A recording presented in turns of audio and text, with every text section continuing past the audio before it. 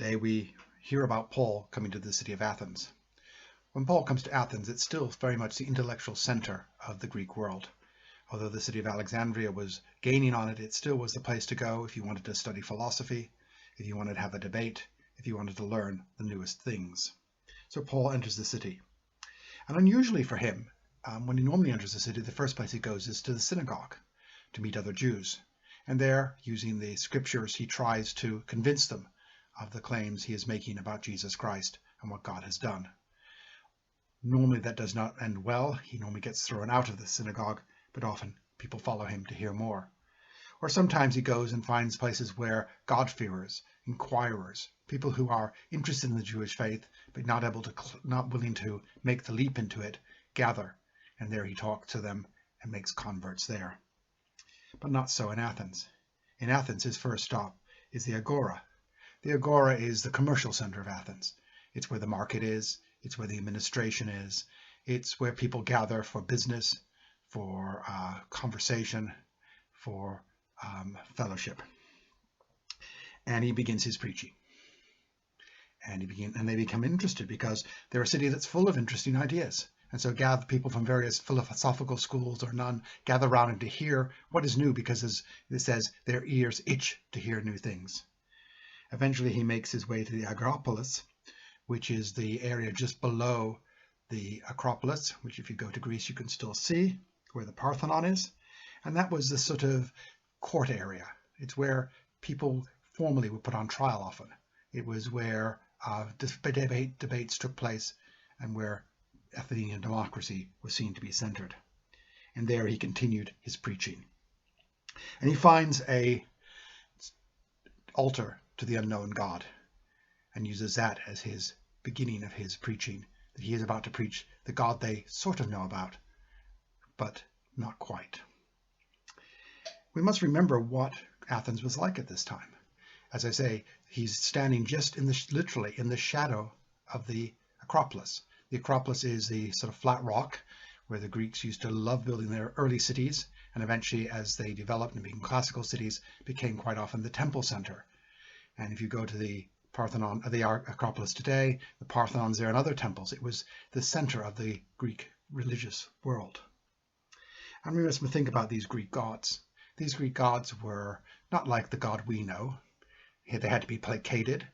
They had to be sacrifices offered to them in order for them to do good. If they didn't placate them, then bad things would happen. Quite often they were seen as forces that worked against human beings. They didn't particularly like human beings, and quite often they didn't seem to be bothered about them. And sometimes they actually did evil to human beings. These were the gods who were being celebrated, literally, as I say, behind Paul's back as he talks. And he proclaims the God he has discovered. One of the things that the New Testament, amazing about the New Testament and particularly Acts, is that it is the church trying to work out who God is. Now you might think, well, they're Jewish. They've known God for all these years. But to the early church, two things had happened that made them radically rethink who God was. And that was the cross and the resurrection. For the early church, the cross and the resurrection made them have to look back at everything they thought they knew about God. They had to go back and reread the Old Testament. They had to go back and look at the life of Jesus, all in light of the cross and the resurrection.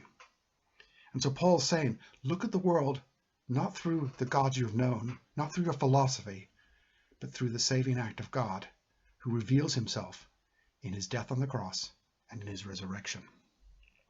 This is the God Paul is proclaiming, a God who does care about human beings, who doesn't need to be placated with blood sacrifices, who doesn't willingly harm or damage his creation. Paul is proclaiming this. And one of the interesting thing is that as soon as he starts talking about the resurrection of the dead, the Greeks begin to draw away, because in Greek philosophy at that time, the material world was evil. The material was something to be escaped. That's what the whole purpose of spiritual life was, to escape from the material world. And you're going to come back in a body once you've escaped. So that's why a lot walk away, but others still want to hear because they're still curious. And so this is the God who Paul proclaims. Now it's been 2,000 years almost since that happened. And which God do we proclaim today? I remember back in 1984 when York Minster was hit by lightning. And some people suggested that the lightning strike was God's revenge because David Jenkins had been consecrated a bishop of Durham earlier that week.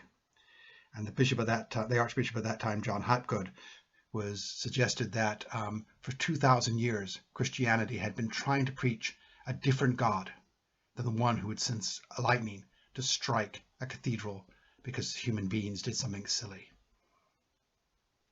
He pointed out that this was not the God who was revealed through the cross and through the resurrection. Would we truly want to worship a God who, because something that humans had done, decided to strike a work of beautiful art that had risen men's and women's minds to God and to the beauty of his world for generations? He would destroy that just because of something that we did?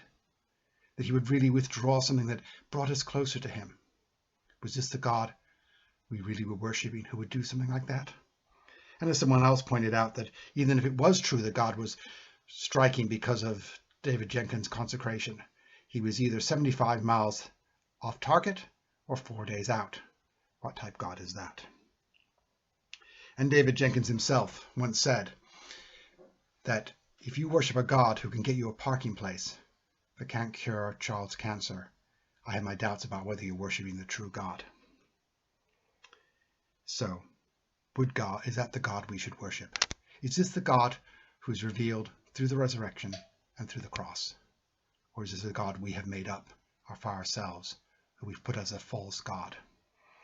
Now, we're not like the Athenians. We don't walk into places and see temples all over the place with statues of gods and hear strange stories about how they seduce women and take on different forms. This isn't the gods we worship. But we still, I think, worship some false gods, may I suggest. It doesn't take long to look at ads to see how they raise up false gods to us. They tell us if we have this product, we'll become beautiful. If we have this product, we'll become successful. If we have this product, we will have everything we want, until we have the product and then they need to sell us something else and tell us we'll need something else. I always think about holidays. It's always amazing how holidays are sold. It's going to be the perfect time. Your family will be happy. You'll be in a beautiful place. There'll be no worries. There'll be no difficulties. Most of us know that although holidays are good times and we all enjoy them, they're not like that. They're never the perfect thing that the brochures promise us. They're always flawed. And quite often they can be difficult, as family relations are always difficult. The difference between what's promised in ads and what God promises is that ads are there to sell us something. A beauty product, a new device, a holiday. They don't give us this information. They don't provide us these things because they love us. They provide them because they want to make money out of us. But the God who allows himself to be crucified, the God who defeats death in the resurrection, does it because he loves us. He does everything he does out of his love for us. He creates this beautiful world. He tries to bring us peace and health and happiness because that's his desire for us. He doesn't need anything from us. He doesn't want anything from us. He just wants us to be with him. So, today it's still hard to preach the God that Paul preached. The God who did not demand sacrifices. The God who was not capricious. The God who didn't demand that we do what he says because he wants to show his power. But a God who so loves us, he allowed himself to be crucified and so wanted us to have a perfect life that he rose from the dead. Amen.